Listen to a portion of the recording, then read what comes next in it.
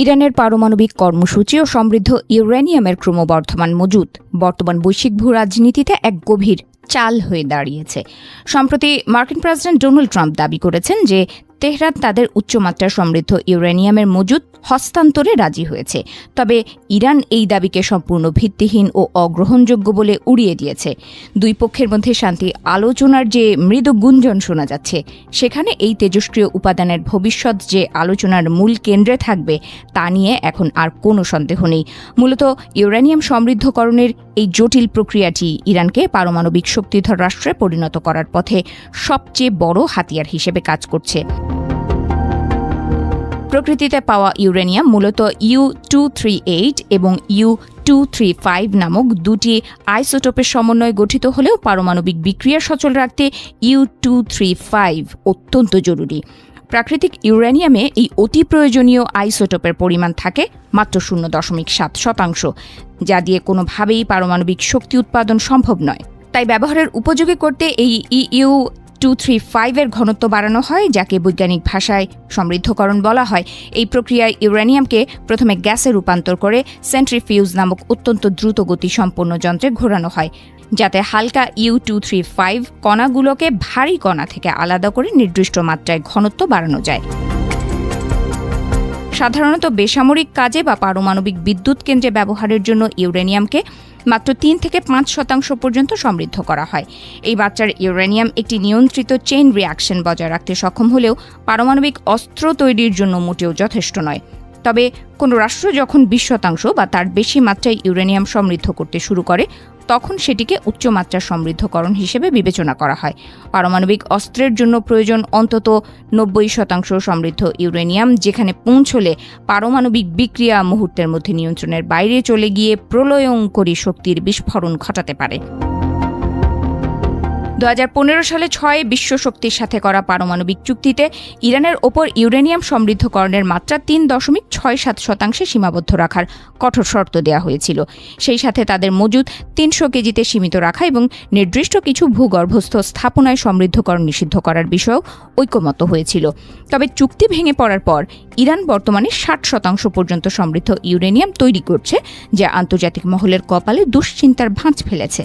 বিশেষজ্ঞরা মনে করেন 20% মাইল ফলক পার করাটাই ছিল সবচেয়ে বড় প্রযুক্তিগত চ্যালেঞ্জ, কারণ এরপর 90% পৌঁছানোর পথ অনেক সহজ ও সংক্ষিপ্ত হয়ে যায়। আন্তর্জাতিক পরমাণু শক্তি সংস্থা IAEA এর তথ্য অনুযায়ী যুদ্ধ শুরুর সময় ইরানের কাছে প্রায় 440 কেজি 60% সমৃদ্ধ ইউরেনিয়াম ছিল। এই বিপুল পরিমাণ উচ্চমাত্রার ইউরেনিয়ামকে যদি আরও সমৃদ্ধ করা হয়, তবে তা দিয়ে অন্তত 10টি পারমাণবিক বোমা তৈরি করা সম্ভব হতে পারে বলে আশঙ্কা প্রকাশ করেছেন সংস্থাটির প্রধান রাফাল গ্রোসি। এছাড়া ইরানের কাছে 1000 কেজি 20% সমৃদ্ধ এবং প্রায় 8500 কেজি কম মাত্রার ইউরেনিয়াম মজুদ রয়েছে। এই মজুদগুলো মূলত ইস্পাহানের মতো সুরক্ষিত ভূগর্ভস্থ স্থাপনায় রাখা হয়েছে, যা গত বছর একাধিকবার বিমান হামলার লক্ষ্যবস্তু হয়েছিল। বর্তমান সংকট উত্তরণে তেহরানকে তাদের উচ্চমাত্রার সমৃদ্ধ ইউরেনিয়াম হস্তান্তরের দাবি জানাচ্ছে পশ্চিমা দেশগুলো, কিন্তু ইরান তাতে সরাসরি অস্বীকৃতি জানিয়েছে। তেহরানের প্রস্তাব অনুযায়ী তারা এই 60% সমৃদ্ধ ইউরেনিয়ামকে সরাসরি হস্তান্তর না করে প্রাকৃতিক ইউরেনিয়ামের সাথে মিশিয়ে লঘু বা নিম্নমাত্রার পর্যায়ে নামিয়ে আনতে চায়। এছাড়া তারা পারমাণবিক কর্মসূচিতে দীর্ঘমেয়াদী স্থগিতাদেশের পরিবর্তে স্বল্পমেয়াদী বিরতির প্রস্তাবে অনড় রয়েছে। এই কূটনৈতিক টানাপোড়েন আগামী দিনের শান্তি আলোচনার গতিপথ নির্ধারণে অত্যন্ত গুরুত্বপূর্ণ ভূমিকা রাখবে বলে ধারণা করা হচ্ছে।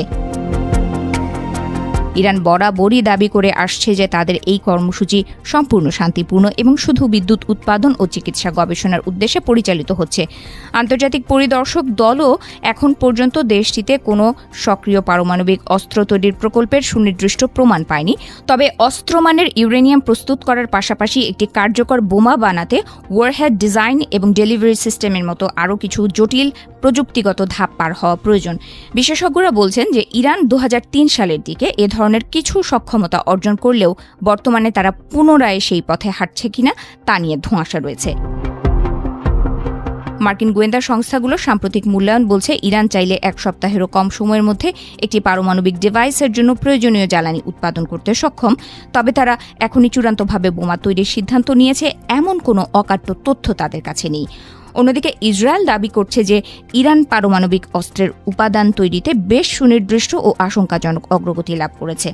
মধ্যপ্রাচ্যের চলমান সংঘাতের মধ্যে ইরানের এই পারমাণবিক সক্ষমতা পুরো অঞ্চলের নিরাপত্তা সমীকরণকে আরও জটিল করে তুলেছে।